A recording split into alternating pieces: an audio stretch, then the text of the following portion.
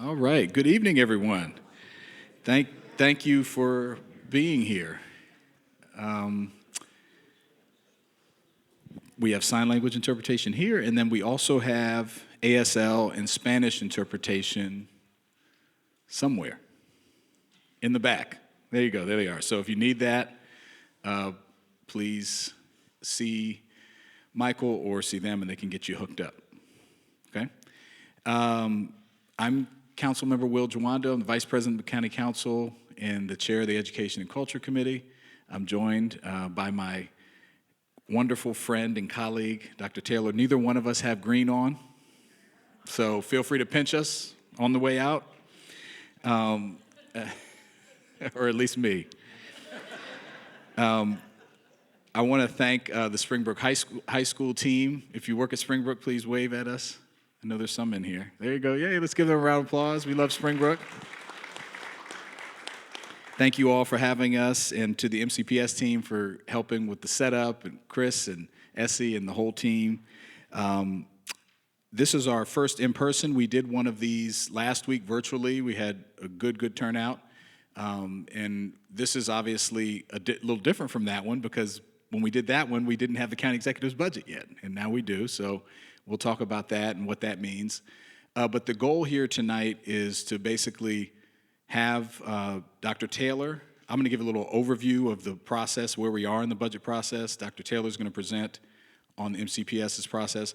Dr. Williams, who's the third figure on the slide here, who was with us virtually and will be with us at the next in-person one, could not be here tonight because they have an in-person board meeting, so he had to go meet with his bosses, but he sends his regards. But if you have any Montgomery College-related questions, we will take them and we will get a response back to you. I want to just do a couple other housekeeping. We have Chris Wilhelm here, who's Chief of Staff for Councilmember Kristen Mink. So for those of you who live in District 5, which is where we are, the eastern side of the county, and if you have any complaints at all, just direct them right over to Chris's table. No, but he's here on her behalf, and she is my colleague on the Education and Culture Committee, along with Councilmember Albernaz, and she does a great job representing this district. If you haven't had a chance to sign in, there is a QR code at the front, so we're going to lock the doors before you leave, and make sure you do that. No, we won't, but please sign in so that we can be connected with you and get the newsletter. You can know what's going on, and we can have communication. Again, I want to thank all the incredible teachers and staff that are in here tonight. I know Dr. Taylor would do the same. If you're a teacher or a staff member for MCPS, can you wave at us? All right, we got quite a few. So thank you all for everything that you do. We also are joined by our student member of the board, Pranil Suvar. Thank you. Stand up, sir. There, give him a round of applause. All right, what else do I need to say here before we can get started? All right, so where are we in the budget process? So the county executive, well, as it relates to MCPS, since that's what we're going to talk about mostly tonight, Superintendent presented his broccoli budget, which he'll talk to you more about. When was that? December 18th, right before, just in time for Christmas. And then the board took action on it. And as of Friday, just this past Friday, the county executive sent his version of the budget to the council. And that's where we had a meeting on Friday morning, and here we are Monday. And so we officially have the budget now. And over the next 2 months, we will have committee sessions on the entire budget, obviously MCPS being a very large portion of it. Just under half. As chair of the Education and Culture Committee, we are going to have 4 budget sessions at the council, and those dates are, I think, they're already set. We'll make sure we send those out to you, and mostly in April. And then by the end of May, then the full council, we will make a budget recommendation on the level of funding for MCPS. And as you know, we don't, as the council, don't tell MCPS and the board how to spend the money. We give broad categories, and they decide, but we do set the top line number. And we will do that as a committee, recommendation to the full council, and then the full council we will take up the budget and pass a final budget by May 22nd. And then the board will meet quickly and figure out what they want to do and implement that going forward. So that's where we are in the process. I just want to say I believe deeply that funding our schools, whether it be K-12 or higher ed and everything in between, and early care and education is the most important thing that we can do, especially right now with the challenges we're facing in the economy. We have to invest to make sure our students, our teachers, our families, our staff have what they need. So thank you for coming out tonight. And I'm going to, with that, let's see what else I need to say here. I'm going to turn it over to Dr. Taylor, and then we're going to get into the way this will work. He'll make his presentation, and then we will spend most of the time just going around, and you all can ask questions of us, of him, of the other staff members who are here. With that, I'll turn it over to Dr. Taylor. Thank you, sir. Thank you. I'm going to do my best to go through this very quickly so that there's more time for questions and answers, but also more time for advocacy. At every stop in the budget process, this is an opportunity to go back and revisit issues that need to be resolved, to communicate things that are important to you, and to lift up the things that are important to you, both as parents and as staff members or members in the community, and to share your thoughts and concerns as well as some of your questions. And we'll do the very best that we can to answer questions and to reflect on your advocacy. I will say that it's great that Vice President Jawando had mentioned that we presented a broccoli budget because it was one of the largest budget asks from Montgomery County Public Schools ever. And it really is a reflection of kind of the dire state of where we are as a school system and where we need to focus our improvements. And I hope to make that case for you to kind of explain kind of where we are. Some things that we're going to be talking about today, we'll talk about the general landscape. We'll talk about not just the operating budget, but also our capital improvements budget and kind of where we stand with that. And then I will get down into the numbers and share with you some of the resources. I highly recommend that anyone that is really, really interested in this process to please go to the Montgomery County Public Schools website. There's a little search bar right up at the top. This is the fastest way to get there, and you just type in the word budget, and it takes you to our budget website, and you can drill down to individual numbers, every nickel that the school system spends. And I think it's really important that you have that level of transparency and that you can see how the school system spends its money.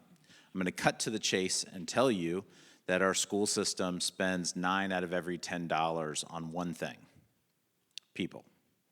Our personnel expense is the biggest part of our operating budget because we are a system of people. So whether it is salary or benefits, there's really 2 big cost drivers in the Montgomery County Public Schools budget: how many people we have in the school system and how much we pay them. And so those really are the big focal points, and we'll touch on that a little bit. Montgomery County is a great place to live, work, and learn. It really is. I want to reflect on a couple things that we're really proud of. We're in this fantastic school. Stephanie Valentine, who's the principal over there, she of course is like, she was the one Springbrook person waving in the room, but she runs a great school, and this is a great school and a great community, and she's getting a lot of great things done, and she's not alone. There are 200 plus more schools in Montgomery County that are really doing some amazing work, but there's also some weak spots, and I want to talk a little bit about that too. For having 45 blue ribbon nationally recognized schools, we only have 2 national Title I distinguished schools. And we have a lot of Title I schools. And this is really an area that we could see some improvement and an area where we could see some focus. For having nearly 15,000 educators, to have less than 1,000 of them nationally board certified, this is something that we're focused on. It's great professional development. It's a great way for our teachers to enhance their practice, but it's not something that we've really excelled in. So these are things that we're paying attention to. We're watching these things because we want to deliver a really high quality experience to our kids. And although these metrics are not the end-all be-all, these are things that we pay attention to and that we watch very closely. Something that I hear a lot, and I grew up in Montgomery County, in Friendship Heights, Silver Spring, and Bethesda, and in growing up here, you would hear this common phrase, Montgomery County is changing. Well, the reality is not for some time. Montgomery County has been a very diverse county for a very long time, as a matter of fact. Several decades, Montgomery County has been a very diverse community. I will tell you what has changed, and something has really significantly changed. The rapid rate of technological change and how education occurs in the learning space has dramatically changed. How we are servicing our students and the needs that they have has changed. Even though we have become more diverse, that change really took place several decades ago. But the things that are changing at a rapid pace really have a lot to do with our environment, with our society, and with technology. And how we adjust to that is a part of our question and concern.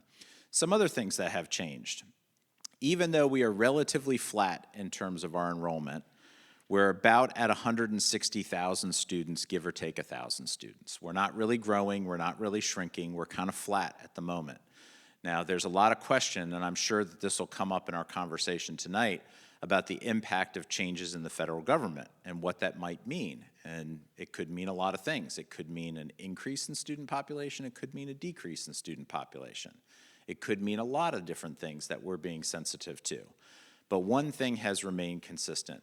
We are seeing a rapid increase in a handful of populations of our students.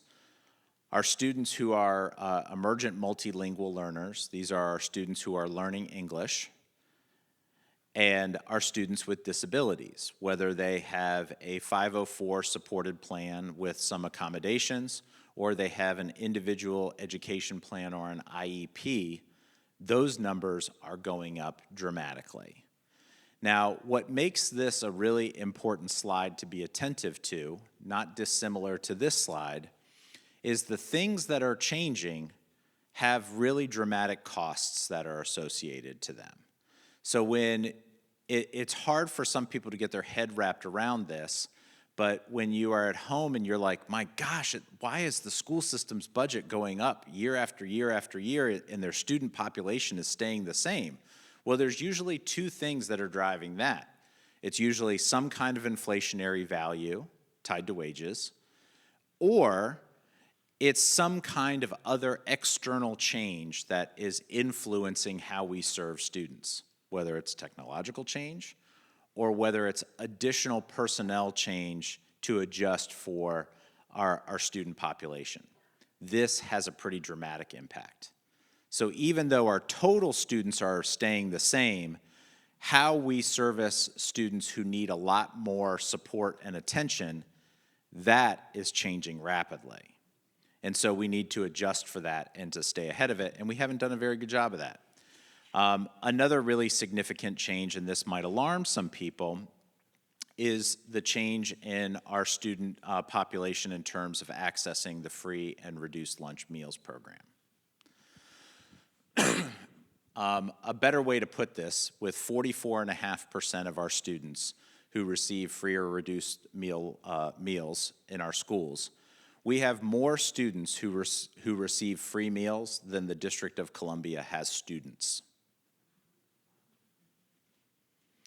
We have more students who receive free meals than Baltimore City has students. That's tough. So when we think about the needs and we think about what Montgomery County is like, and we try to associate those things, what our vision of what Montgomery County might have been in the past is not what Montgomery County is today in terms of our student needs. And each one of these students walks into our schoolhouse with needs. Needs for support, needs for materials and supplies, needs for instructional support and encouragement. There's a whole host of things that our students need. But this is a pretty big dramatic increase. I'm not proud to tell you that our performance has not been great. About half of our students are performing on state assessments in literacy, and about a third of our students are performing well in mathematics on state assessments. I promise you one thing, that not investing in solutions will not produce better outcomes. So this is one of those difficult pain points where we think we've got some good strategies on how we might turn the tide and how we might influence literacy and how we might influence mathematics differently. But yanking those supports is not the right move right now, clearly. As a matter of fact, if you wanted to see these numbers go down, yanking the supports would be what you would do. So our approach is really about focusing on some of the fundamentals. Candidly, we are doing a lot right now. We are almost all things to all people in terms of the support that we provide. And the service that our folks are offering to our students and to our families is magnificent. It really is. But it's a lot, and it takes a lot to keep that going. Our strategy moving forward is to focus on a handful of things and to do those things really well. And I'm not going to read this to you, but I'm going to say that we are shifting our strategy to academic high expectations, supporting the team that we have by investing in them. The safest classrooms in Montgomery County are the ones that are staffed by educators. Our least safe classrooms are the ones that are not staffed with a full-time teacher. So when we have staff turnover and when we have vacancies, that is actually contributing negatively to the safety of our schools. When we have a full-time licensed teacher who is in the classroom and has built relationships with young people, our classrooms get a lot safer and our schools get a lot safer. Supporting an environment that is safe, welcoming, and inclusive for all of our kids makes a big difference.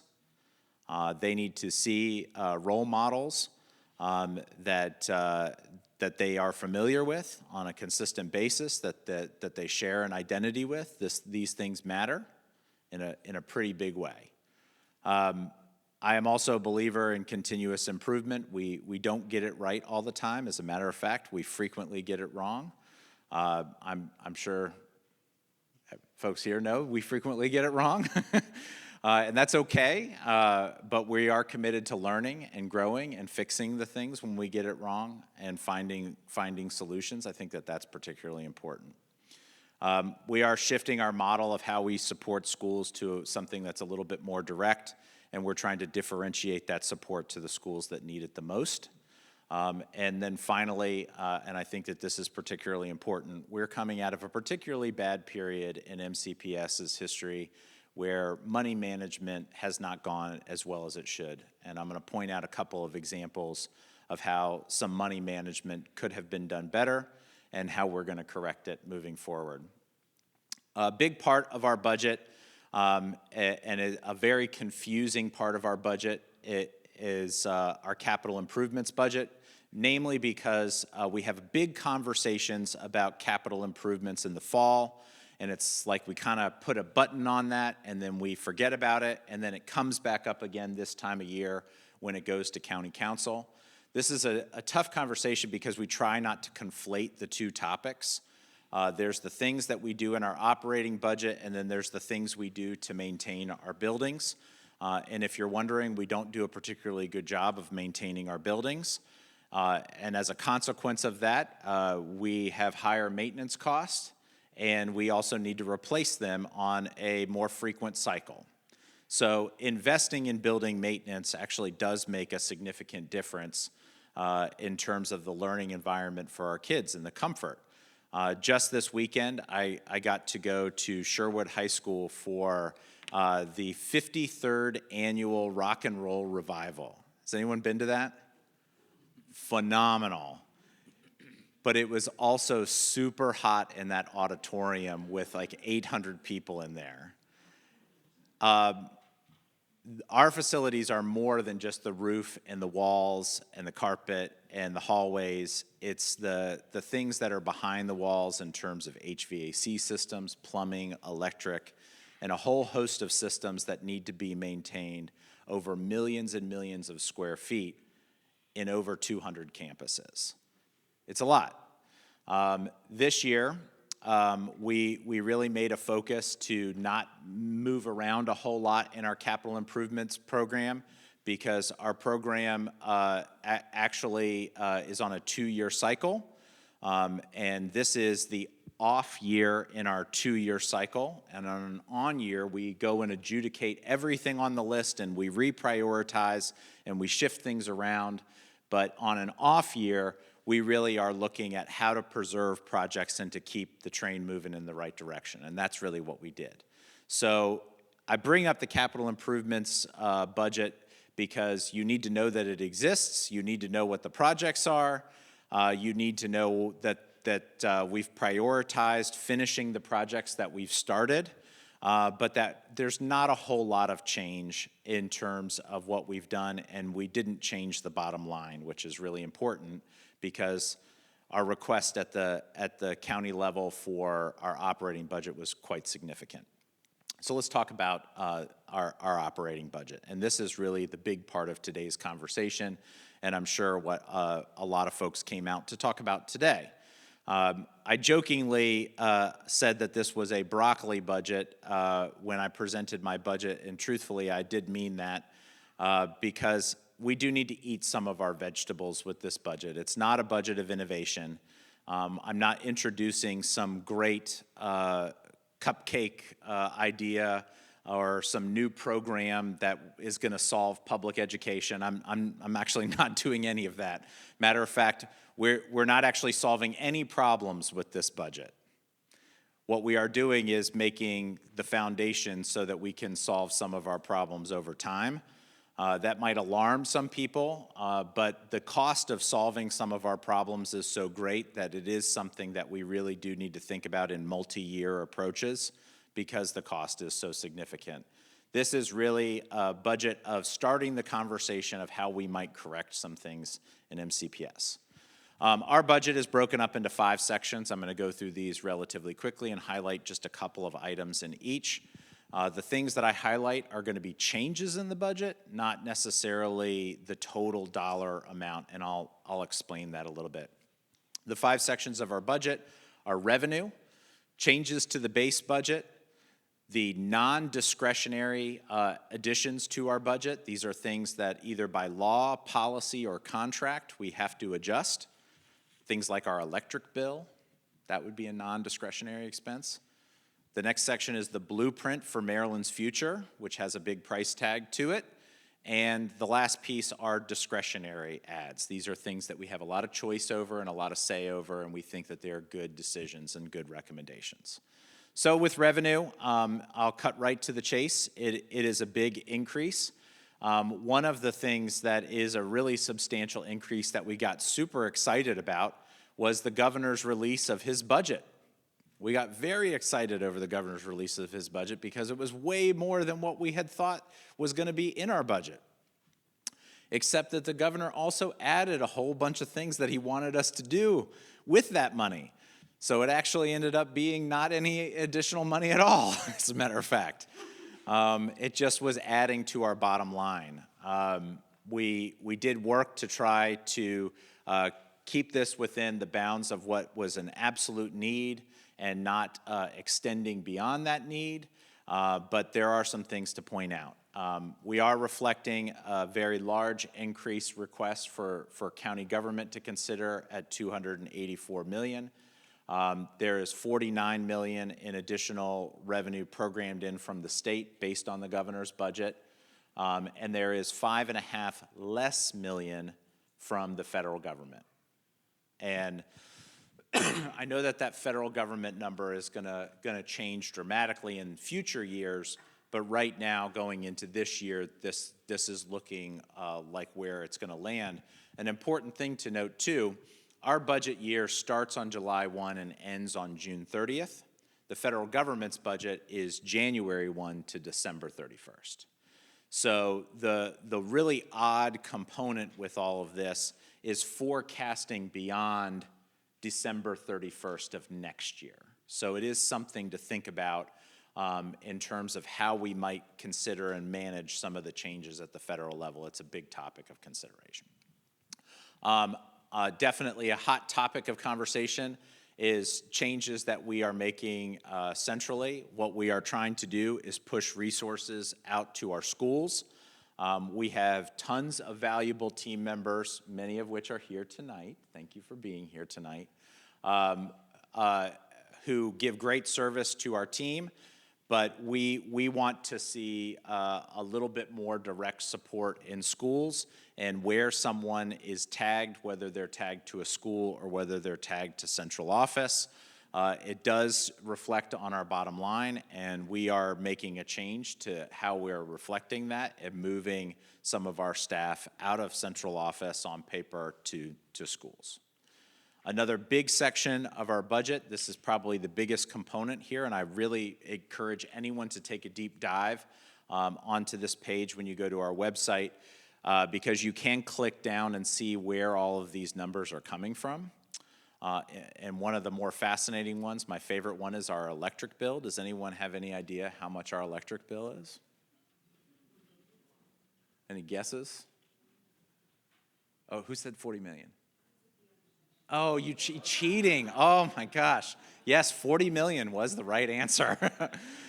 We spend $40 million at Pepco, and get ready for this. This is the part that's gonna hurt you. Our rate is way better than yours. So we get a better rate, but we also have massive spaces that we are dealing with in terms of our utility expense, but it's a big thing and we pay attention to it. So some of our other big components, and these are worth spending some time talking about. We have a contract with our unions, and we have 4 unions. We have our educators union, we have a support staff union, we have a technical supervisors union, and we have a school administrators union. And we have preliminarily negotiated agreements, which are actually set to be ratified tomorrow by the Board of Education, setting at a 3.25% increase, plus a step for years of experience. And you may ask, how on earth did you settle on 3.25%? Well, it was really easy, because that's what county government has settled on for their employees. So what our unions had sought was parity with county government, and this is by far the biggest change in our budget and the biggest number in our budget, and it's tied to, surprise, surprise, salary and benefits. It's a big part of our budget. The next big piece, and I'm not excited to share this with you, is we've gotten ourselves in a little bit of trouble. MCPS has, over the past couple of years, been eating into its health benefits plan. We are a self-funded health benefits program, and we have not been able to sustain a healthy balance in our health benefits plan, so much so that we are at a $165 million deficit. And if you're wondering, how can you be at a $165 million deficit projected in your health benefits plan? Well, you can't. So this is one of those big budget vegetables where we absolutely have to eat our budget vegetables and we have to fund our plan properly. Now, I want to pass along some big kudos to the educators union and our leaders unions and our support staff unions, because they, as part of their negotiated agreement, made changes to the health care plan to make it more financially solvent. It was the right thing to do.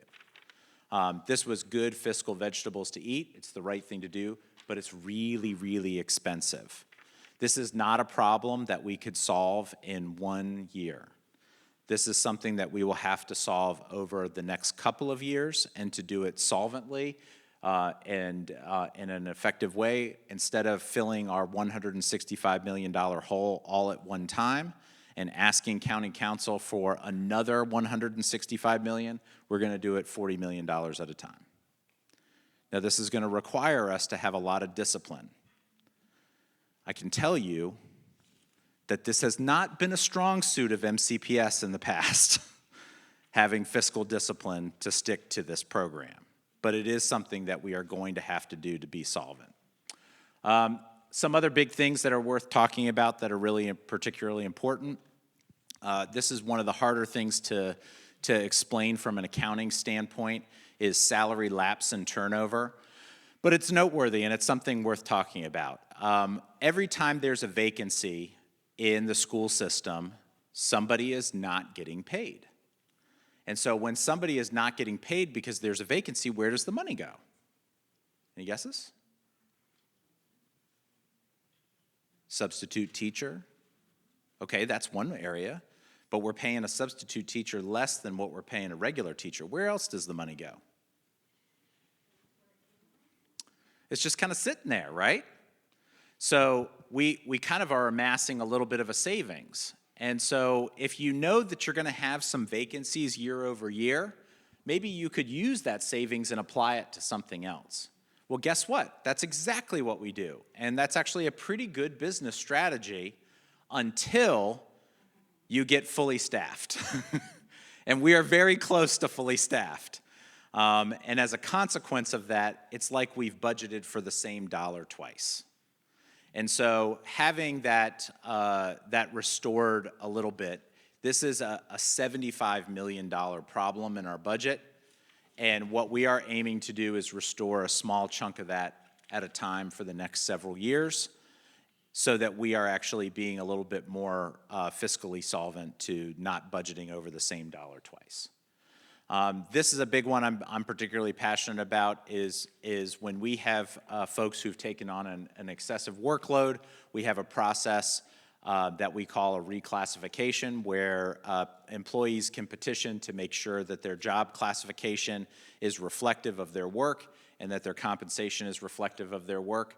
And we did a reclassification study of our paraprofessional positions. And here's what we discovered, and this will make total sense to you. Not all paraprofessionals have the same workload. Some paraprofessionals are doing literacy work in a classroom. Some paraprofessionals are working with combative students. Some paraprofessionals are dealing with toileting needs and are working with medical equipment. So what we are doing is we are differentiating their compensation on a sliding scale and making assignments to accommodate for that, and also simultaneously raising them a small class and as a whole. Our paraprofessionals are some of our hardest working staff members in the entire school system. A big story in this budget, and if you want to see that there's an expansion in any two particular areas, it's these. I showed you a graph that showed the increase in special education and the increase in emergent multilingual learners, and we are adding staff members to this space. $46.7 million for special education, $4.3 million for our EML classes. I am sad to report that this is not an improvement on our staffing guidelines, but rather actually just staffing to the guidelines that we already have printed. This is an embarrassment that I am sad to report because what I am telling you with these two numbers is that we are not doing what we have been telling people that we have been doing. That we say that we staff to a certain level, but we actually don't staff to a certain level. And so filling this gap is actually just being truthful to where we are saying that we should staff for special education. If you spend any meaningful amount of time with teachers in the school system, you will know very clearly that there are shortfalls in EML and there are shortfalls in special ed. And those shortfalls have an awful lot to do with how many teachers and how many paraprofessionals are in this space. We are trying to close the gap, realistically an honesty gap, about what we say we do versus what we actually do. It's a bit of an embarrassment. Very quickly, ongoing maintenance has not been a strength of ours. I'm going to move this along very quickly. We're hoping to develop some teams that we can put together that can go in and clear work orders. Each one of our buildings has a building point of contact who can do some light maintenance work.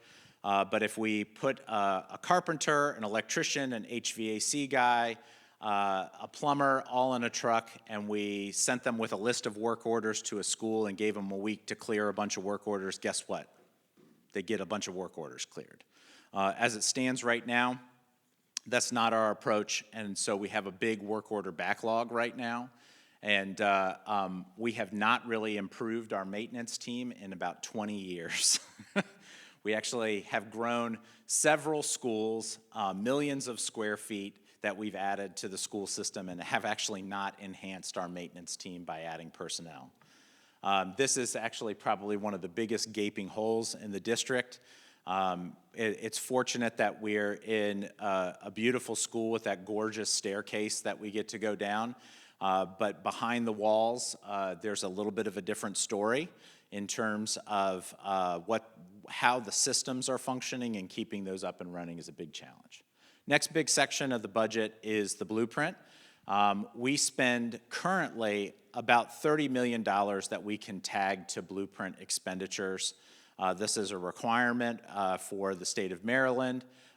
These are great ideas. We support them, but it's a little bit different because our approach might differ a little bit from what the state is directing us to do.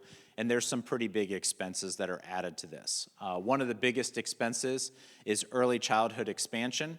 I'm happy to tell you that even as a kindergarten through 12th grade educator, that expanding early childhood is a good idea. It makes a big difference. It makes a huge difference. It's actually a great way to spend our money. The really, really tough part is that it's not a part of our direct mandate relative to it being an ancillary thing, and clearly we have a lot of needs. We're thrilled about the expansion. We think it's a great thing. We wish we could do more.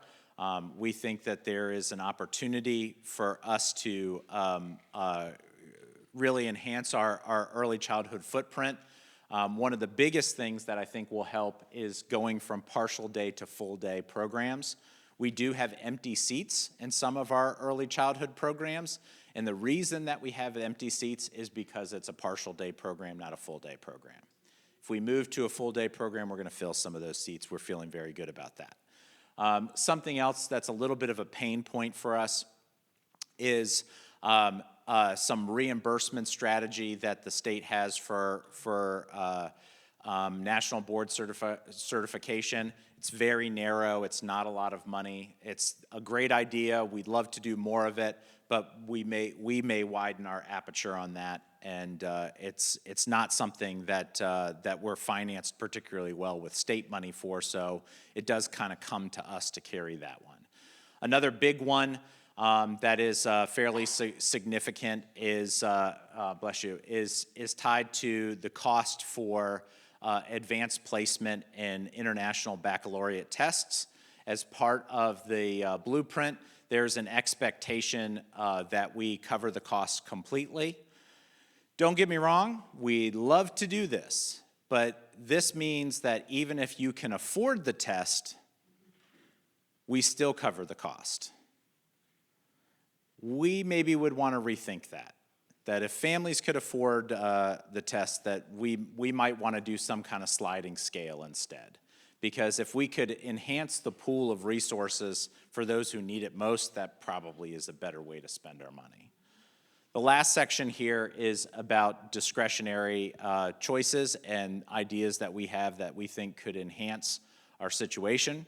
There is no real requirement to expand security assistance in our school system. We think we should. We actually see a lot of need for us to expand security assistance. There are some campuses that really could benefit, and some of those campuses are elementary campuses. You take a school like, I don't know, Arcola. I'm saying it because the Arcola principal is right here.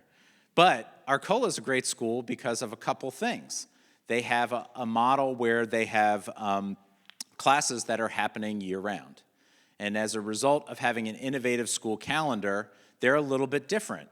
They are also in walking distance of several other schools in the district. Their security footprint is different than a lot of other schools. So having a security presence at their school could make a lot of sense. And my point with this is that our strategy in the past has largely been to put security assistants in secondary schools to manage some of the large student flow. Well, the reality is that we have some middle schools that have 500 or 600 kids, but we also have some elementary schools that have 500 or 600 kids. As a matter of fact, we have an elementary school with 900 kids. And so as a consequence of that, we have to think a little bit differently and a little bit more pragmatically about what safety and security looks like in lots of different places. I'll talk about differentiated materials money in a second. I'll jump to it right here. Not all schools are created equal. When we look at our students and we look at our schools, I've got 2 schools that can be matched up with each other at each level. Burtonsville Elementary School and Wingate Elementary School both have around 600 students, except that they're very different, yes? They have a different number of students with disabilities. They have a different number of EML students and a different number of students who receive free and reduced lunch. But right now, they receive about the same amount in terms of materials and supplies. The problem with that is that one school needs materials and supplies money a heck of a lot more than the other school. And so what we're hoping to do is we're trying to take that into account by creating a financial formula that will generate a little bit more money for the schools that need it most, based on the factors of how many students with disabilities you have, how many students you have accessing free lunch, and how many students you have that are English learners. Make sense? And we can take a look at that through middle school and high school, and we've got these comparisons across the board, times 200. The last couple things I wanna bring to your attention is that I think that we need to be able to stand behind the Montgomery County Public Schools diploma. That if you can graduate from Montgomery County Public Schools, that should mean something. And that we should stand behind that in such a meaningful way that if you have to go to Montgomery College or another college, University of Maryland or Towson, and you have to take some sort of remedial class, clearly we didn't do our job. And we need to stand behind that. So our actions today are about creating the conditions for students to be better prepared for life after high school. And we want to make sure that our kids, when they graduate, that they are on firm enough footing that if they've got a regular diploma or better, that they can access the curriculum where they need to access the curriculum, and that they can move on with their lives at a level that we can be proud to say you're a Montgomery County Public Schools graduate. So this comes with a part 2. My second big commitment is that within 10 years, we want to make sure that every kid that walks through a Montgomery County Public Schools is walking through the doors of a great school. And so we're using the Maryland report card as a metric of measuring some of our success, and we want to make sure that every single school in Montgomery County is either a 4- or 5-star school. This is something that we're paying attention to. This is something that we're measuring. This is something that we're working on in terms of school improvement. And it's something that we're committed to because guess what? We think that this can happen. We can be the first district in Maryland, regardless of our size, to actually pull this off. We've got the great people that are working to make good things happen for our kids. We know that we can pull this off, but we do need the support to make it happen.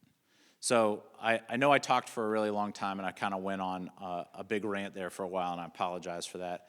I know that the request is a big request. But the things that are in this budget, they are to make sure that we have the things that we need to keep us going. There is not a whole lot in our space for innovation or expansion. This is really about trying to put us on a path that is sustainable over time. And so with that, I thank you, and I want to thank Vice President Jawando for giving us this opportunity to talk. I know that there's a lot of advocacy in this room for a whole host of things, and I think that that's important. This is a great time to elevate that advocacy and remind us of the things that are important to you and the things that we missed. So maybe we put stuff back in too, because our funding partners like Vice President Jawando and the council are really relying on you and your voices to guide them in terms of advocacy on next steps. Thank you so much, Dr. Taylor. There's a couple of things I didn't mention that I want to mention. Michael Solomon in the back is on my staff, and if you have any questions, please see him. Montgomery College, which we need to add to your presentation, as you said on that slide. When you see the great things, they are the number 10th ranked community college in the country out of 1,000. Just to give you, I think that I tell everybody, spread the word. That's a big deal. And Dr. Williams would want me to say that. The other thing is about the county executive's budget. So he funded 99.1% of the request. And I think it's like $253 million. I'm looking at SEC. Okay, I know you know. Of the request. The reason being, as he presented it to us, is this is a weird budget year, more weird than others, because the state, you saw some of the state funding issues, they are going to shift some liability to us on pension liability. So we don't know if it's going to be 21 million or 40 million, and what else they might shift. So when I say that, there's a split between the state and the local jurisdictions about who pays the share of pension when you retire from the system. They are shifting some amount. The low end is 21. It could be higher. And there's other puts and takes that were described. So we don't know. We also don't know, to add another curve to it, what the tax package is going to be in Annapolis. Are they going to pass the governor's proposal, which I support, to raise taxes on millionaires in the state and help have that fund? Guess what? Montgomery County has the most millionaires. Okay, 1 in 10 Marylanders are millionaires. It's a higher percentage here in Montgomery County. And so if that tax package goes through, we could be doing better than we think, or not as bad. So all of that being said, the county executive made a guess and assumed a number of things and sent a budget to us that in raw numbers funds 253 of the 284 requests. And now the good news is, while we're considering the budget, we will know that stuff from Annapolis. We'll know those questions will be answered sometime in April, and we'll have that information, and then the council will make its decision. He funded that request with a 3.5% property tax increase, so I want to make sure you know that. But offset it with a increase in what's called the income tax offset credit. Basically, your property tax, when you own a home, you get to write off $692 for the last, 10 plus years. That had not been adjusted. It has now been adjusted to $850. I'm looking at Essie, but I don't know. So it's a number that's higher. Basically, if you have a $500,000 home, your property tax won't go up at all. So it's obviously the credit will balance you out in that regard. And then it's a sliding scale from there. So anyone under $500,000, so say you have a $300,000 condo, and this will be produced. We're working on the charts now to get out to folks, so it's very clear. Because one of the decisions we have to make as the council is not only what level to fund the school system, but what level of property tax increase, if any, that we actually would pass in order to fund the school system. And so if you're under $500,000, you'd get a property tax rebate under the plan, so you'd actually get money back on your bill. If you're over $500,000, obviously the higher you go, the more you're going to feel the 3.5, but it's going to be on a sliding scale. So just to give you a concept of how the budget is structured. The other thing I wanted to mention is the capital budget, which I failed to mention. It is an off year. We are passing a capital budget at the same time. The operating budget's $7 billion. The capital budget's over $6 billion. We will do both of those, and that's to make the AC work and all those things that we were talking about. All right, let's turn now to questions. We had a couple pre-submitted. I'll get us started with one, but, and then, actually, no, I'm going to start in the room. Anyone have a question in the room? And there's microphones, right, if you don't mind walking over to the microphone. Yeah, and just introduce yourself. And it can also be just advocacy, things Yes, that are question, on your heart's comment. mind. Yep. Evening, everybody. My name is Paula Atella. I'm actually a graduate of Paint Branch High School, 2001. Came back here to Montgomery County to raise my family. I thrived here, and so came here so my family could thrive. I have a kindergartner, a second grader, and a fourth grader at Westover Elementary School. I'm going to let my partner in crime introduce herself. Hi, everyone. I'm Veronica Segovia Bedon. I'm actually a product of PG County Public Schools. I graduated from Eleanor Roosevelt in 2000. But my dream was to own a home in Montgomery County so my kids could go to school in Montgomery County, and that's where I live now. My oldest is a kindergartner at Westover, and my youngest is 2.5. But hopefully will be a kindergartner at Westover, too. I'm class of 2002. 2000 as well. Yeah. Oh, I was like, wait, you weren't in my class. What are you talking about? As well. Yeah. So we're here from, obviously, Westover Elementary School, and we learned just this past Sunday that our assistant school administrator is going to be departing our school because her 4-year rotation is up. It's a huge loss for our community, especially during a time in which the community is experiencing and has experienced a significant amount of change and turmoil. Our children are feeling it. Myself, I had to return to the office after, 10 years of working from home, and I can no longer drive my children. I have to drop them off at before care. And our ASA, Miss Elmira Young, has always been there for our community. And it's just a huge part of it is a string weaved into that fabric. That said, our school having an ASA position versus a permanent assistant principal position is what is causing this change in our community and this turnover. So my ask is, regarding the budget, what are the operating budget impacts if you can pivot an ASA position to an assistant principal position? And where in this next year's budget can these shifts be made to bring this to fruition? Before you go there, just some numbers to share with you. And this is based on the numbers on the Montgomery County Public School website, which are from 23-24 school year. There's 136 elementary schools in our county, of which 128 of them have assistant principals. 8 of them do not. So we have 94% of the elementary schools in this county have this resource. 6% do not. 8 schools. That's got to be felt by those 8 schools. In this Northeast Consortium, which Westover is a part of, there's 15 elementary schools. Westover is the only school, again, without an assistant principal position. If we look at just in the whole, in MCPS, of 21 elementary schools with enrollment under 400, because Westover does have a smaller enrollment, and their enrollment in 23-24 was 298. I asked the principal, this year they have an enrollment of 312 and have a forecasted enrollment next year of 301. But again, back to these 21 elementary schools with enrollment under 400, 14 of them have assistant principals. That enrollment range is 245 to 389 students. 7 of them do not.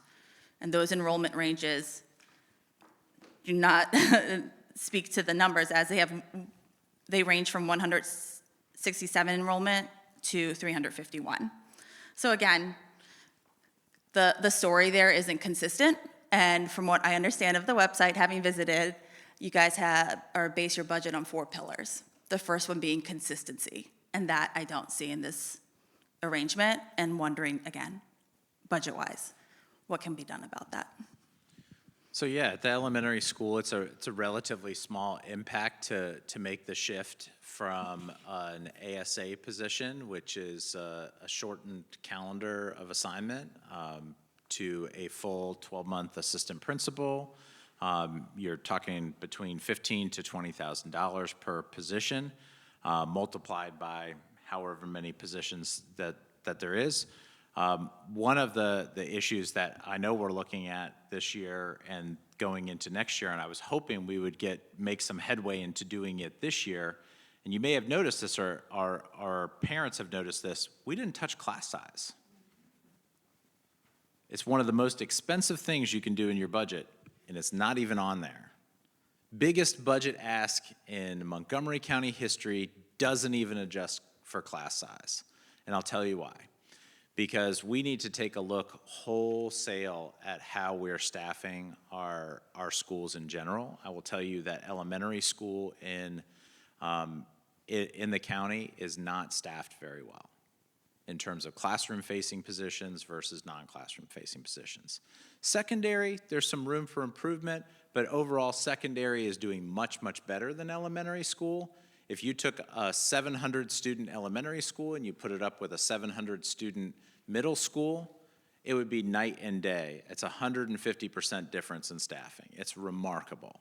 So we owe it to you and Westover and every other school to take a look not just at your ASA position, but the staffing picture entirely.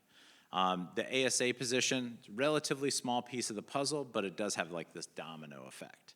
And so what our commitment to you is to look at really the bigger picture of staffing, and what it's likely going to be is somewhere in the neighborhood of a 3 to 5 year plan of how we improve staffing over the next several years, not just in 1 year. Fair. Just some numbers. 8 schools times your 15, you're talking about what? About 120,000. So, just saying, if the governor's plan and those numbers tweak out to, Could you know, work you got out. an extra 120K, we would love an assistant principal position, not only for ourselves, but for the other 7 elementary schools that are going without. I'm pretty sure your principal would like that too. Thank you so much. Thank you for your time. Thank you. Yeah, you can clap for him. It's okay. Yeah. You don't have to, but you're allowed to. Yes, ma'am. Just Hi. introduce yourself, please. Hi, my name is Lynn Ho, and I have a son at Springbrook, and I have a daughter at Montgomery Blair. First of all, thank you for coming. It's good to get the overview, and I appreciate all the information you're providing. What I wanted to share is that I would encourage, rather than just looking at providing equitable resources and making sure our kids are meeting the minimum achievement level, is closing the academic gap. Okay, I think it goes beyond to say that, you know, there's a lot of opportunities. My kids has been in different schools. They've been in Potomac, they've been in Rockville, they've been here, and Springbrook is such a close family that we want to support each other, but the resources are limited. You look at PTSA across the board, there's so much more money in other places. They can bring in so much more. Some school bring their own summer school because they have PTSA money. And I don't think, you know, I think we deserve to let our kids to have the same opportunities when they go out for internship, when they go out to the colleges, when they go out for real world. You know, they need to have that same opportunity, and it's important that education is the only place they can get that same opportunity. So I'm just advocating to make sure, I know it's great that you're looking at resources, but it's beyond that. And I know budgets are just gonna get tighter. The way things are, it's always going to be. But I grew up I'm also a graduate of Paint Branch High School, and the gap was not as big as it is now today. So we really have to take a look at the long-term plan. I know it's not going to be changing, but we have to look at aim high in terms of closing the academic gap. Okay, Thank you. And sorry, I do have to run in a few minutes. I'm supporting my son in drama club, so please come out and see the Mean Girls that's Yes, Mean happening Girls. this weekend. Okay. I'll be here. Thank you. So I think a couple of folks are doing Mean Girls for Spring Musical this year. So if you're interested in the tour de force of the MCPS theater ticket, there's a couple of options. That's great. So we didn't talk about this at all, but we need to. MCPS is just engaged in a very robust boundary study and program analysis that is going to affect 40-ish% of students in their pathway of schooling in MCPS. This is probably one of the most disruptive things that can happen.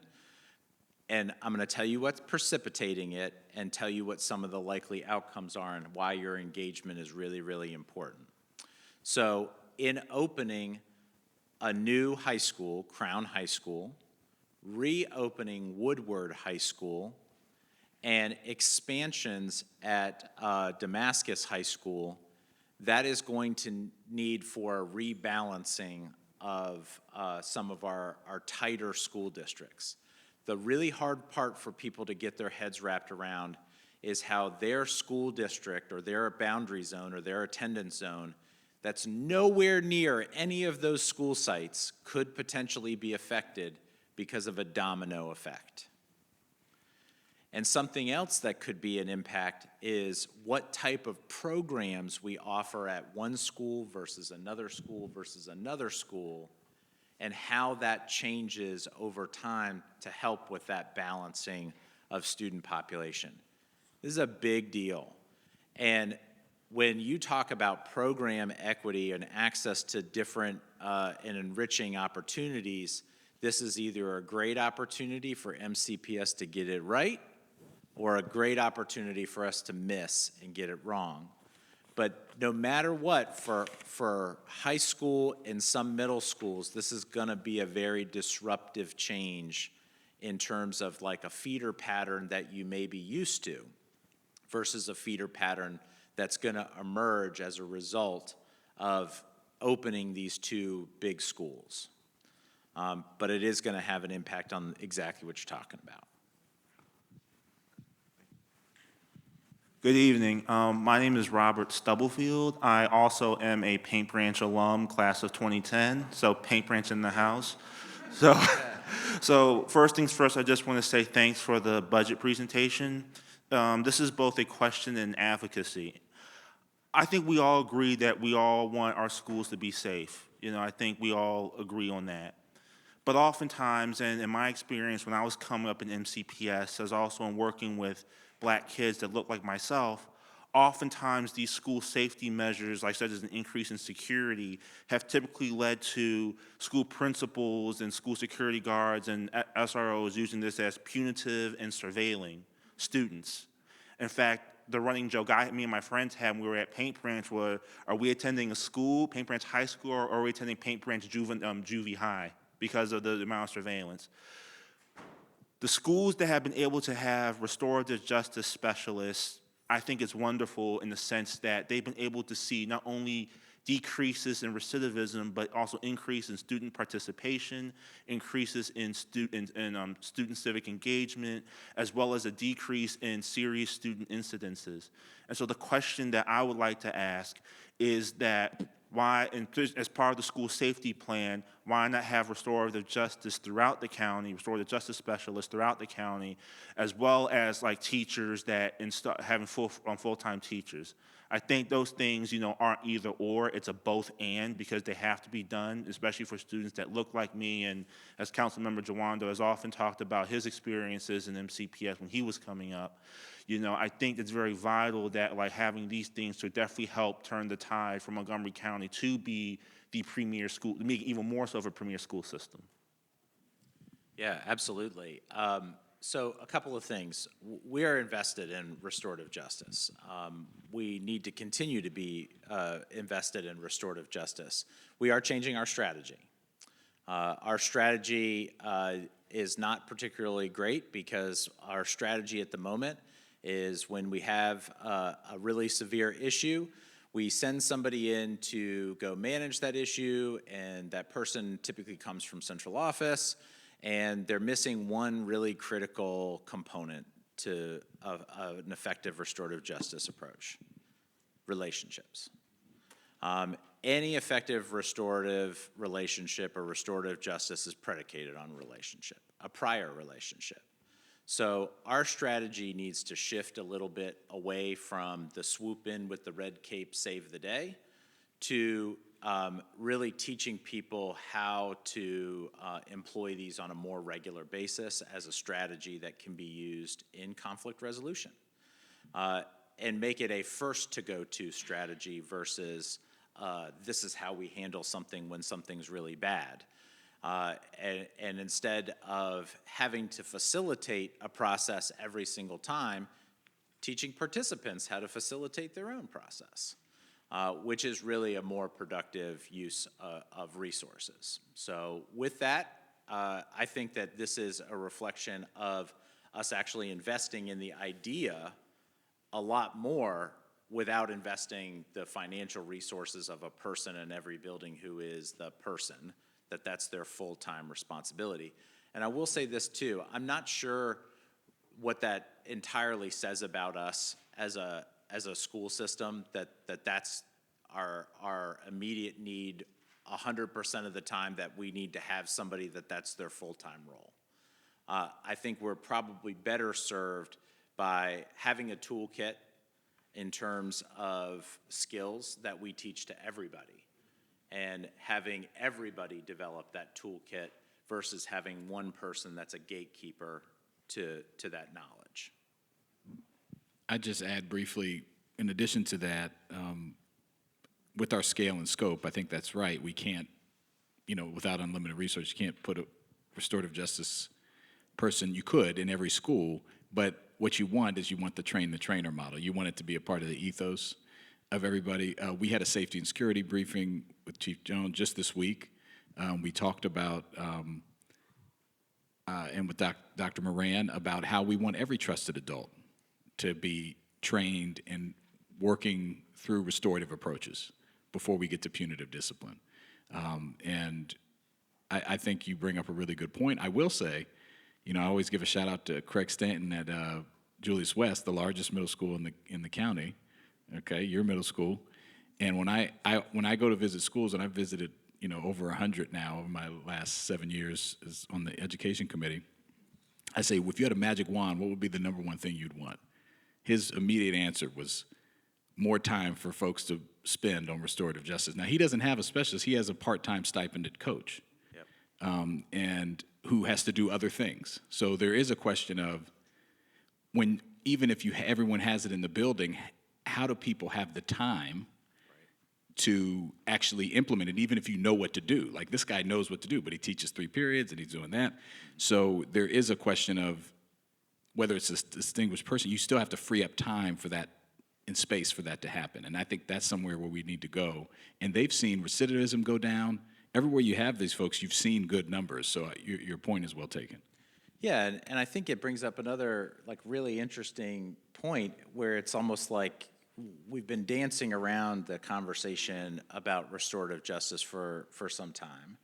And it's like we've put our toes in the water a little bit versus having the expectation that our assistant principals and principals are really skilled in it, and that part of the teaching faculty incorporates it into classroom management. And we just haven't had that expectation. And we also haven't backed it up with the training either.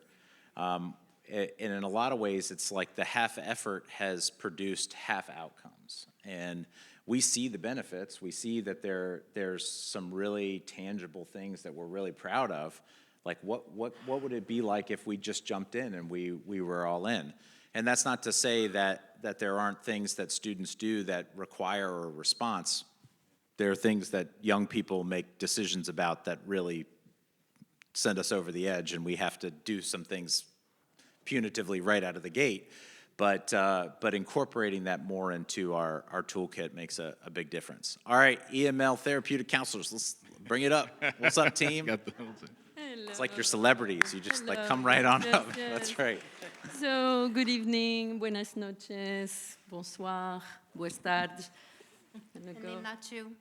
Yeah.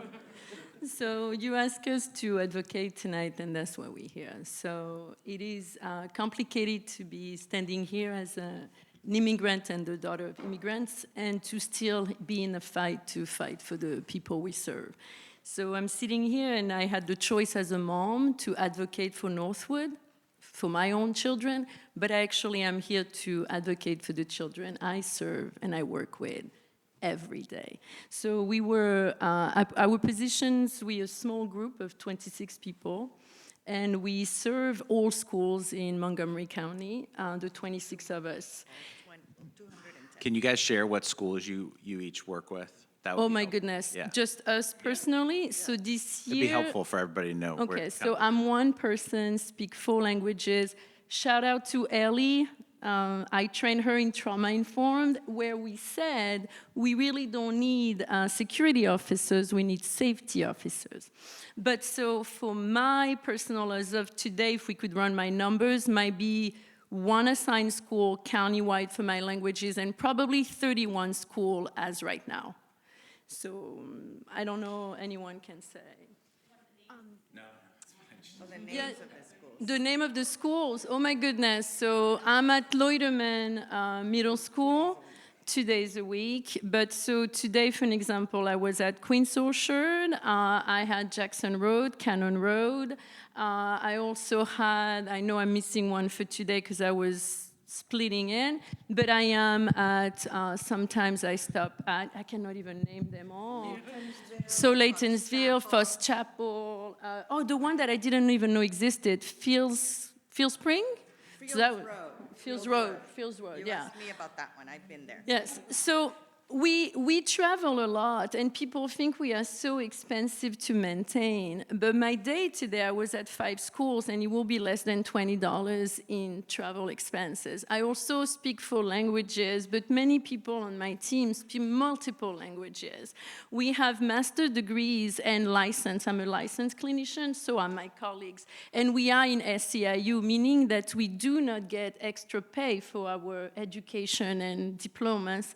And we are okay with it in a sense that we want to continue to serve international office. We are just asking the 26 of us to continue to do the job that we do. So we have spent decades of figuring out what was the best way to serve as many children as we could, and we advocated so hard. And that's why tonight we will continue to advocate. We actually started a petition, and it's now up to 1,500. If you haven't signed it, I have doubts about you all. But so I will, please sign. Please make sure that in a climate that we are today, it is not okay to think that our children who are from an immigrant background are not to be served properly and respected. This is not Pennsylvania Avenue, this is Montgomery County. And so we need everybody to make sure that we stand up for the crazy people and things that are out there. So cutting half of our team will have a tremendous impact. We have managed now to see every single EML 1 to 4. We see all of them at the international office, and we assess all of them for services, for mental health, how they're doing. We make sure that in schools, racism is not on the menu. So all of that is tough, and we are so proud of what we do. So I play a game, and Dr. Taylor, please play this game with me, and Mr. Jawando, Council Member Jawando, the same.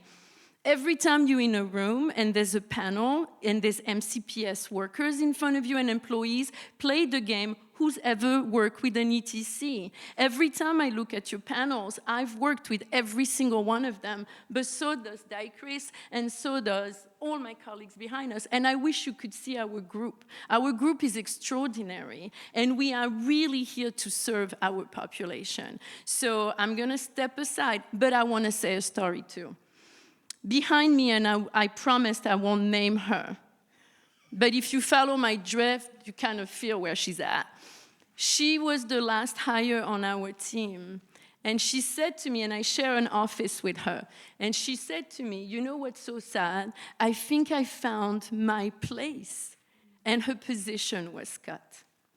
And she's a young woman who's just here to serve back the population that we serve and where we come from. So that's all I wanted to say. Anyone wants to jump in? So the big question for me is that you discussed our population many times, that they are a high priority, they are a focus for you, and cutting our staff removes support for those students. So our question is, how will those students be supported if 12 of us are not on the team? So what's interesting is none of you introduced yourself. This is Elizabeth Fisher. This is Nazareth Argay. This is Dicris Cornelio. This is Lisa Rata Shoshan. And my name is Rina Chavez, and I'm the OG. at the, and not because I'm a G, not because of the O. I've been an ETC for almost 33 years, and I've seen many changes, many reorgs.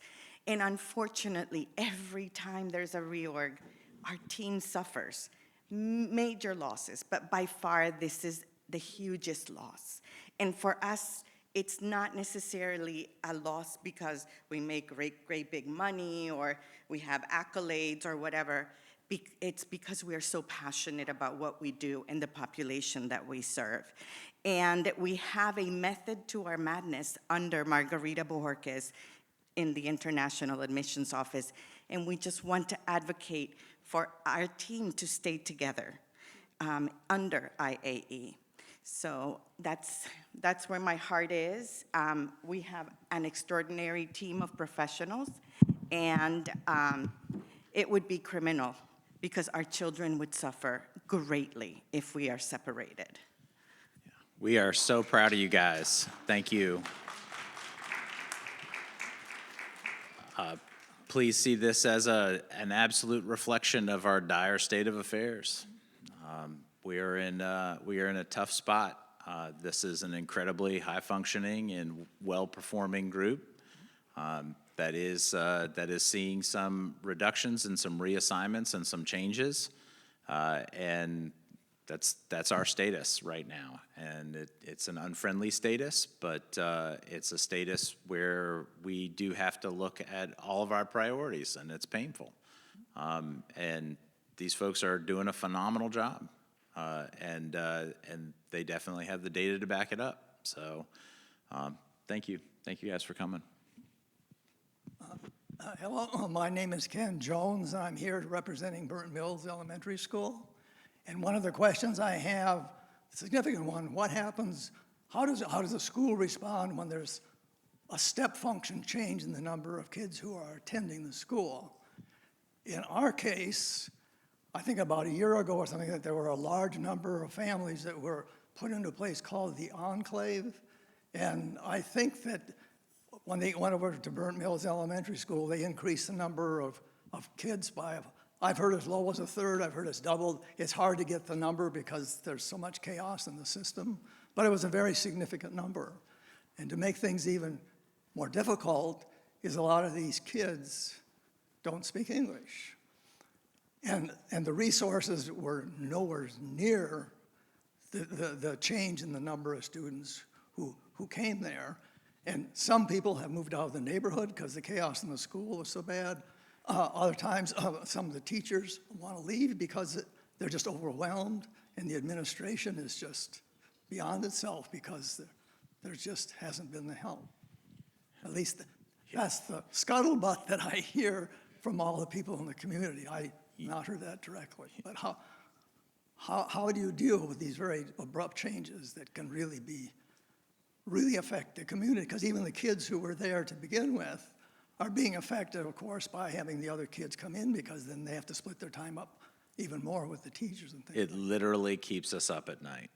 And it's something actually that Vice President Jawando and I have discussed a number of times, and in particular, not just looking at individual schools and some feeder patterns where we're seeing some rapid development.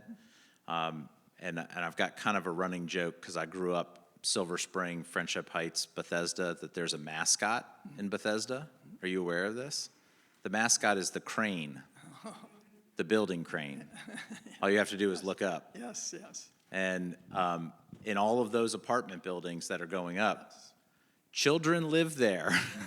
Yes. I have proof. We send buses there. They pick up the children and then they take them to a school. That's not a shared belief of people, that somehow they think that children don't live there.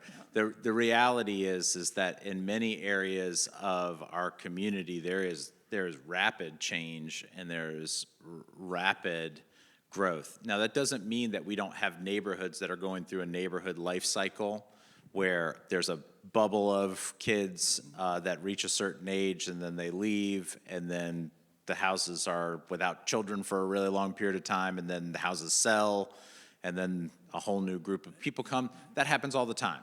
But but what we are seeing in the more densely populated areas is that churn is not only steady, but it is growing, and it is making our very tight schools even tighter. And as a consequence of that, that's also where the affordable housing, the limited affordable housing in Montgomery County is. And as a consequence of that too, we're also seeing impacted families that have other needs, whether they be language needs, whether they be mental health or therapeutic needs. This group is working very hard in that particular part of the county, parts plural of the county. The farms number usually goes up, Yeah, too. and so I will say, to answer your question more directly, because it does freak us out, is that we don't have mechanisms to respond to it very quickly. And that is the part that is really troubling. And I'll give you an example of one school in particular that we do not know where we're going to put a portable classroom. And even if we could put multiple portable classrooms on that campus, it's not going to make the hallways bigger, and it's not going to make the cafeteria bigger, and it's not going to make the gym bigger, and the students have to fit in there somewhere. So for us, our solutions are we could build a school, provided that we could find the land, or we could renovate a school, and the renovation options are vertical,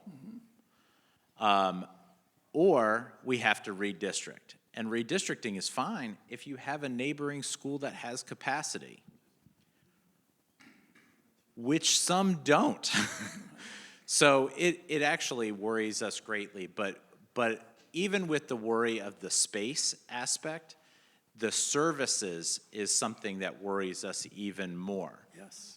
There's a group that's sitting right here of staff members that run our autism program for the county. And one of the things that worries me greatly about how we serve some of our autistic students is whether or not we are able to serve them in their home school environment, or whether or not they have to spend an hour and a half on a bus each way.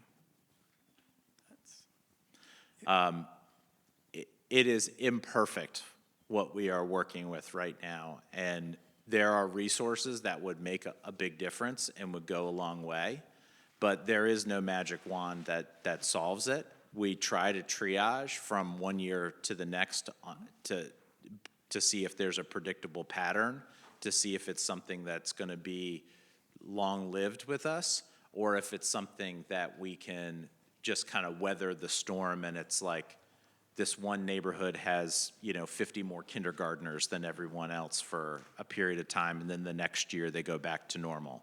That's very rare.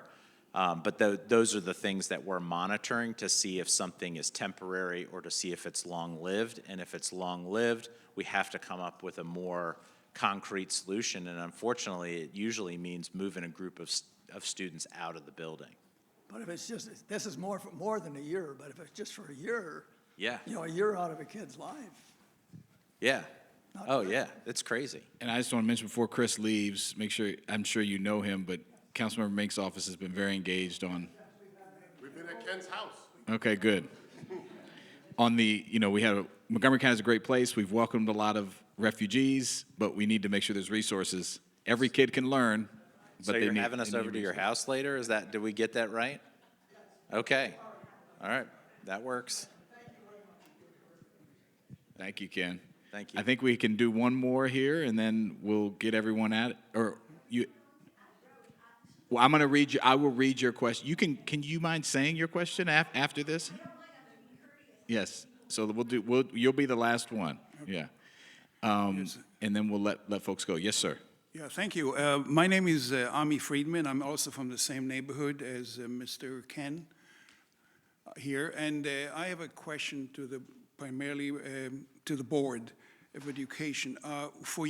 We all agree that the mission of the Board of Education is basically to provide effective education to our children. That's the number one mission. For years, we've been seeing glowing and flowering charts about how the county, the Board of Education will catch up with low-performing students across many schools and bring them up to par. That has not happened. So how do we have confidence in what you presented today that you will succeed this time? How do we know that the school has the skills, ability, knowledge, and will to do that? Now, we also know that in other school districts, for instance, not that I support charter schools, but many charter schools in New York City, particularly in low-income neighborhoods, have been able to close the gap and be in par with the best performing schools in the city. So that's one methodology that we know works. There may be a lot of educational experts beyond what exists in a county that can advise us. I don't know if these means are being tried, but the bottom line is, how can the citizens of the county be assured that you will succeed this time after not succeeding for many years? Oh, that's a great question. I swear he's not a plant. I'm glad you brought up charter schools, particularly the ones in New York City. So about 20% of charter schools in New York City beat the averages by far and away. They are some of the highest performing schools in New York City. About 30% are about average, on par with the other performance of other New York City public schools. And about 50% fail within the first 3 years. But you never hear about the ones that fail. They usually close due to financial issues, due to management issues, due to a whole host of things. The funny thing about us is that we don't have the choice to close. We teach every child who walks through the front door, regardless of ability, regardless of need, regardless of everything. So, different for us than a lot of charters, we do not pick our students. We serve the students who are in our jurisdiction. I think your criticism is fair. We have gone up precisely 1 percentage point every year for the last 3 years in literacy on state performance assessments. Oh, wait. No, that's not impressive. It's actually kind of embarrassing. I think that there's a couple of things that we are gearing up to do differently. I think alignment is a big issue for us in terms of aligning a high-quality curriculum to assessments, to what gets done in the classroom in terms of instruction. Those 3 things have to be aligned. But they also need to be aligned to how we evaluate our instruction and what types of professional learning that we offer that is also aligned to the performance of the educator, to the instruction that's happening in the classroom, to the assessments that are being offered in a balanced and fair way, and also to the high-quality curriculum. I'm going to tell you right now that we are missing in several of those categories, that we're just not performing. And so the reality is that we may choose to do professional learning on this topic or this topic, and it's very discrete. It's not very strategically aligned, and it's problematic. Another big issue that has to do with alignment is that currently, right now, many of the courses that are being assessed on the state assessment, the assessment is occurring before 3/4 of the content have been taught, just based on how we have scoped and sequenced the course. That's an us problem. That's a problem of our own making. And part of it is, too, MCPS, we think that we're kind of better than everybody else in some ways. Oh, don't deny it. Come on. That's how we kind of are. And so, as a result, we've kind of done our own thing for the last several years. And as a consequence of kind of doing our own thing, we're not meeting state expectations. Surprise, surprise. Of course we're not. So we've invested in a couple of curriculum pieces to get that first spot right. Our next focus is on creating really high-quality assessment that aligns with that curriculum.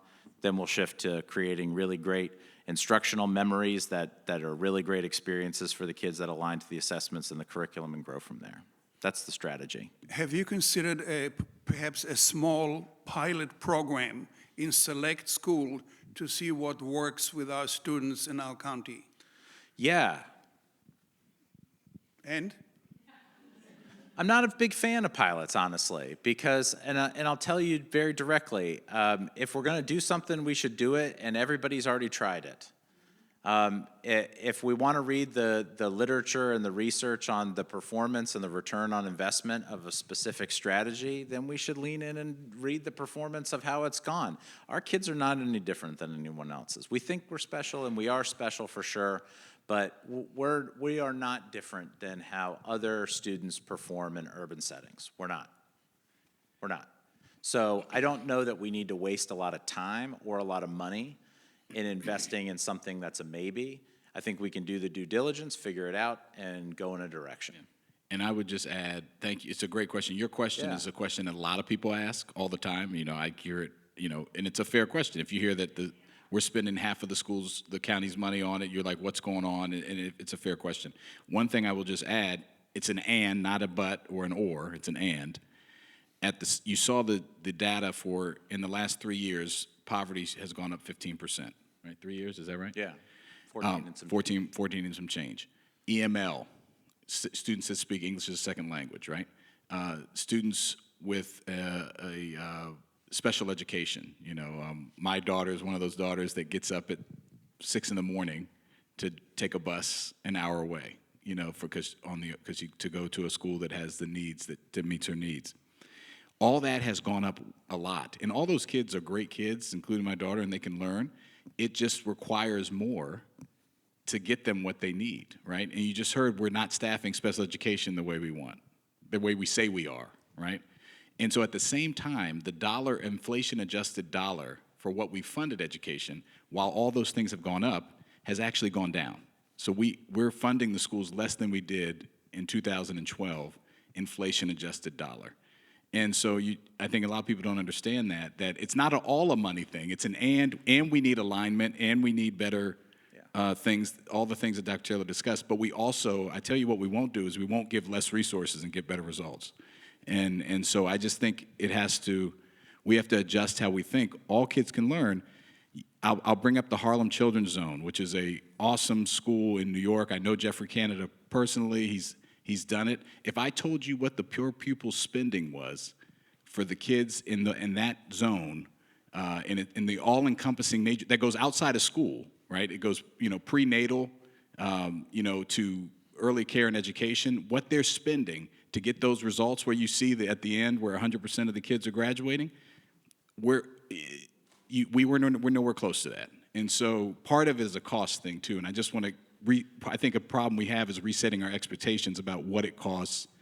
We got to pay our teachers. It's a people business, and we need alignment. So just wanted to add that. And let's go to we got 2 more questions, and we're going to get both of you in. Thank you, sir.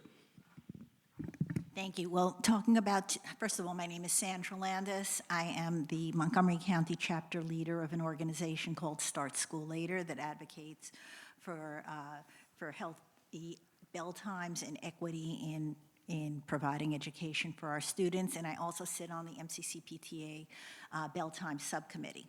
So the strategy that didn't work was submitting my question. I won't do that again. This was just one of the first times that it was a budget hearing, and I asked a budget question instead of advocated, but I think we can take that offline in the interest of time, and basically my question, and you'll hear about it at the hearing next for the county, is really the base budget for transportation. Because just the few things, just a little flyer, and then I'll go to the people behind me who've waited so patiently. And that is that there's a lot of money being spent at the base budget, including $168,000, like almost 2 years ago now, that did a transportation study that concluded that the transportation operation can't continue the way it's going, or else we will have significant failures in basically getting our kids to school.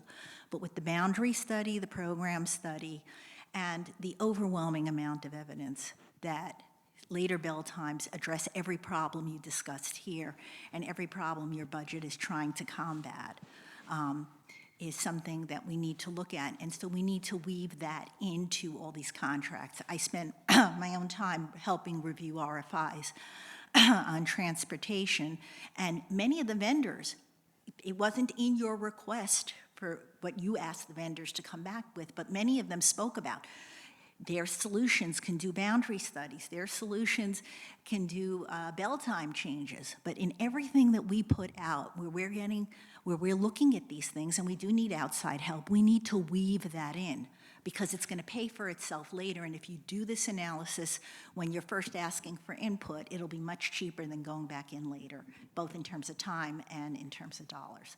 So that's it. Last thing, and then I'm leaving, and that is I have a few flyers here. We're having on March 27th at Gaithersburg High School at 7 p.m., we're bringing in sleep experts in the area. In fact, one of our MCPS parents is the president-elect of the Maryland Sleep Association, with 3 kids in MCPS, elementary, middle, and high school, to talk to us about the science behind what I'm saying.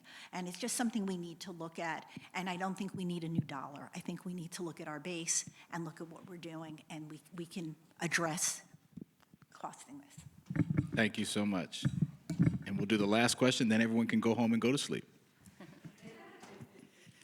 Good evening, everybody. My name is Cheyenne Payne. I'm here on behalf of Benjamin Banneker Middle School. I have been involved in the Burtonsville community for quite some time. My son here started Benjamin Banneker Middle School for the first year. He's in 6th grade. But I've had all of my kids come through the MCPS system. One graduated college recently.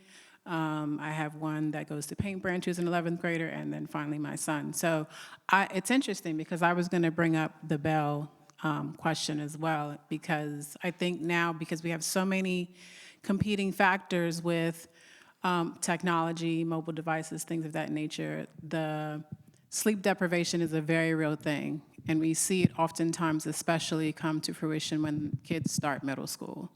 So that's one thing that I definitely would advocate for later Bell schedules.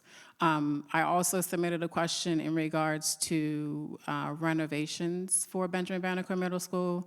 We have not seen a renovation in that building since 1980, maybe 1985. And so our student population has increased and then decreased. This year was the first time in a long time we got Title I dollars for 1 year, and they're gonna be gone. We got them that fast, and they're gone just that fast. And what the Title I dollars have allowed us to do is obviously expand some of our programming as well as support in our schools, but that doesn't change the fact that we are running out of space. And we've been asking for many, many years, either an expansion, some more trailers, and I know, Superintendent, that you mentioned trailers or some portables of that nature, but our school is in dire need of so many different things, just like many of the other schools. And so when I look around, finally, Greencastle Elementary, where two of my kids came through, they're having their renovation. Burtonsville Elementary is waiting on a whole school move to a neighboring community where, there's houses, and they're gonna make Burtonsville Elementary into, I believe, an early child care center for Montgomery County. All those are great things. But Benjamin Banneker, we have para-educators who graduated from Benjamin Banneker, and the school looks exactly the same. Their parents went to Benjamin Banneker Middle School, and it looks exactly the same. I think it looks worse, actually. Well, yeah. It's very, there's some parts of it that are very odd, but it's still a beautiful place to learn and a beautiful place to grow. But we've just been asking for so many years that we need more space. And then we look at Paint Branch, who got their renovation vertically, but Benjamin Banneker still seems to be sort of lost in the retrospective thing. So, and then also, I also want to add to that EML have been a tremendous part of our community. We don't really see them very much in our school. I'm not quite sure, but I've seen kids that started 6th grade, they're graduating 8th grade now, but we still see an influx of kids that come to our school with 0 English. Yep. And it's so heartbreaking that they're in my English class and I can't relate to them. Yeah. They're in my English class and I have to figure out, okay, how can I find Google Translate fast enough so that they can take something from the lesson, or math class, or whatever class I'm covering. But I say that to say that our kids are worth it. And I really feel like our families and our teachers, you're asking us to continue to maintain a presence with people. And in order for us to do that, our work has to be purposeful. And in order for our work to be purposeful, you have to set us up for success. Because ultimately, at the end of the day, we all want to be a part of the solution. We all want to be a part of something bigger than ourselves. But in order to do that, we need your support to do that. Thank you. Yeah, I want to add a couple of comments. Oh, we got this gentleman here. He's going to add some thoughts. Yeah. Thank you. Like how my mom said, my name is Blake Payne, and I go to Benjamin Banneker Middle as a 6th grader.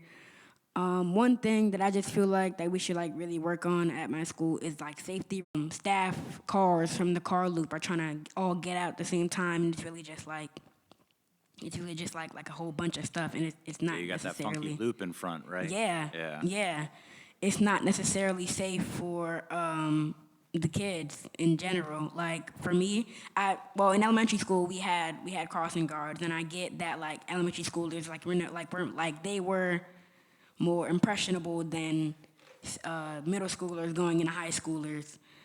But as at the end of the day, I feel like there should like still be more safety. And another thing is more substitutes and paraeducators in my school or just schools in general. Because, for example, my fourth period teacher, she was out and she told us she was going to be out. But the next day when we went to her class, He's on it. there was no sub, so we were in there waiting, and we actually had to have a math teacher that works in her room be our substitute, and it was like, why are we waiting for a sub when there should already be a sub like ready? So I feel like there should be like, more You didn't step parents. up and cover the class? Like- Help us out? I tried, I tried. A for effort. I tried. He is on the honor roll, I was told before, so good job. Great job. Thank you guys so much. It's not a question, just a comment. Yeah. Do you mind? Go ahead, yes. You'll be our last one. Thank you. So I want to thank you guys for doing this. Thanks for coming out. I'm a Springbrook parent, so we're very grateful. And I just wanted to mention something because I was sitting down and just reflecting and thinking. So some of us have kids that go here to Springbrook, and this is also an IB school. And we wanted to mention that I grew up in Bethesda, right? So I understand a great education. I have a kid in elementary school, and I have a kid here. And so I do understand the disparities in the way schools are treated when they're in a different district, because my elementary school kid is in a more well-off area, and then I do see how it's treated when we're in another place that's not considered that. I see the responses to parents' concerns. I see the way things are handled very fast, and I see the way resources are there versus elsewhere. What I wanted to mention is I want you to think about this, because I know we have so many complaints, and you cannot solve world peace at this point, right? But I want when you're sitting down and thinking, understand that as an IB school, we want the same resources and opportunities that a Richard Montgomery has. Yeah. We want the same resources and opportunities that other IB schools in wealthier parts want. We also want our kids to be supported. So you bring an IB program, we want to make sure that there are resources for them to be successful. Because all of us desire the same things for our kids. We all want them to be successful. We all want them to go out and work. Because the reality is work and feed yourself so we can get off the system or whatever that is, right? So the intention of educating our kids is for the same purpose, to be productive citizens to the United States of America, right? So just think of that when you're going, and just think of, we want the same things.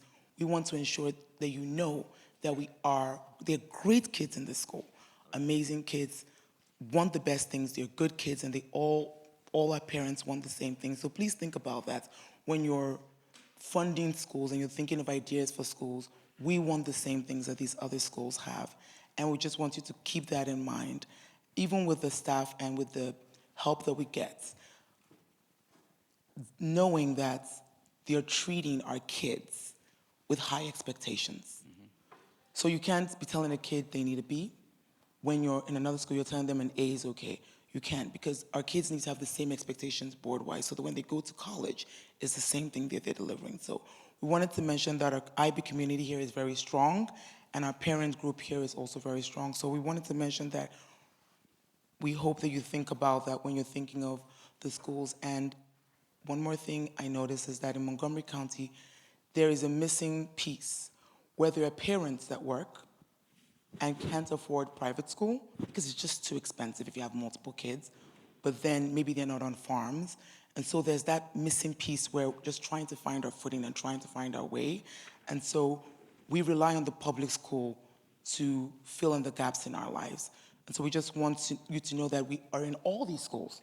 All of us are in all these schools here tonight at 8 o'clock trying to advocate for our kids. So please think about that there are lots of parents that are working, that feel like we have a good job, but we also have mortgages and we have things we need to take care of. So we want this to work. And a lot of the time, our kids are in schools with kids that don't live in our neighborhood or aren't in our district.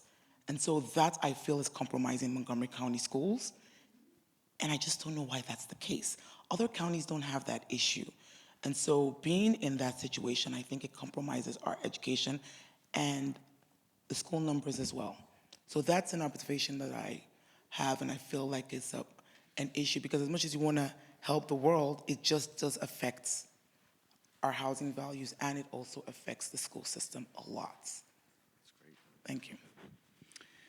Well, thank you all for coming out tonight. Really appreciate it. If you didn't get your question answered or you want to come to another one of these because they're so much fun, we're going to do it one more time, Tuesday, April 1st at 6:30 at Rockville High School. Oh, is that a pin? Thank you.